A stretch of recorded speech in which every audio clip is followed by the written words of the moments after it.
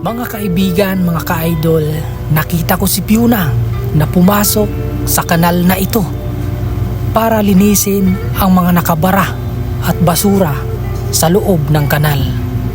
Lahat daw niya ay gagawin para kumita at makakain sa araw-araw. Kahit daw maputik at mabaho sa kanal na ito ay wala siyang pinipiling trabaho.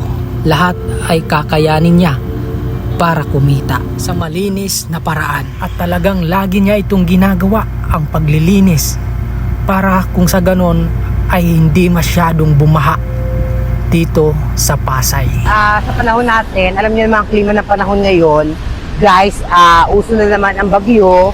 So sabay, sunod na naman yung pagpasok ng mga malalakas na bagyo sa atin.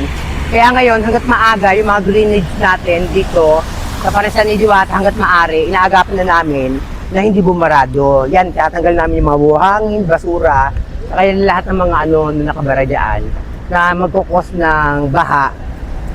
Inaagapan na namin kaagad yan. Nililinis na namin, tapos ililibing namin yung basura. Hindi namin siya itatapon dyan, ililibing namin mismo para in the same time, tawag dito, pataba na rin siya sa lupa. Diba guys? So ayan mga kaibigan, ang sipag talaga ni Fiona, no? Alam mo, sa lahat ng trabaho, pwede ako, diba? Pwede ako sa gawaing pambabae, pwede rin ako sa gawaing panglalaki. Diba? Tapos, siyempre, meron ka rin, Ito para sa akin to, ito yung pamerienda. Mga kaibigan, mga ka-idol, nakita ko si Fiona na pumasok sa kanal na ito para linisin ang mga nakabara at basura sa loob ng kanal. Lahat daw niya ay gagawin para kumita at makakain sa araw-araw. Kahit daw maputik at mabaho sa kanal na ito ay wala siyang pinipiling trabaho. Lahat ay kakayanin niya para kumita sa malinis na paraan, at talagang lagi niya itong ginagawa, ang paglilinis, para kung sa ganon ay hindi masyadong bumaha dito sa Pasay. Sa panahon natin, alam niyo naman ang klima ng panahon ngayon, guys, uso na naman ang bagyo. So sabay, sunod na naman yung pagpasok ng mga malalakas na bagyo sa atin.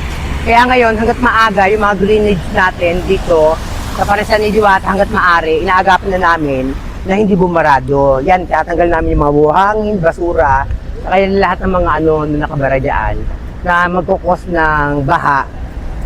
Inaagapan na namin kaagad yan. Nililinis na namin, tapos ililibing namin yung basura. Hindi namin siya itatapon